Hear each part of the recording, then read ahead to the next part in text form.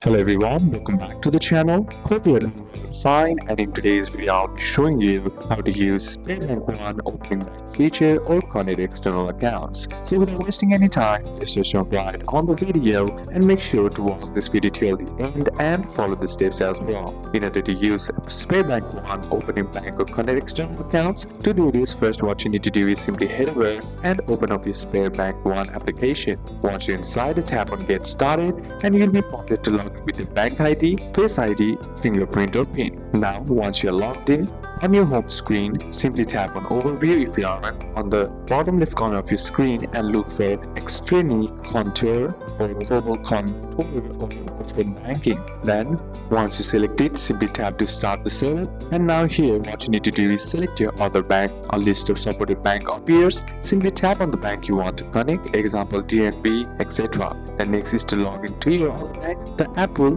redirect you to the other bank's login page. Enter your login credentials for that bank, confirm access to your account via bank ID or other verification, and once logged in, prove the SpareBank One can view your account balances and transaction. Only read access is usually granted, and SpareBank One cannot move up money from other banks unless you authorize it. Now, what you can do is view all accounts in one place by simply heading over back to your home screen and tapping on Overview options, and you will see now SpareBank One's accounts and your connected external accounts as well. Balance and transactions from all accounts appear together. In order to remove per bank, simply go to the External Contour or Connected Accounts. Simply tap on the account and select Remove. Now you can connect multiple banks for a full overview. So these are a couple of steps that you can apply, and that's it for today's video, guys. Hope this video was useful to you. Leave a like if it did, comment down any questions that you have, and see you soon on the next one.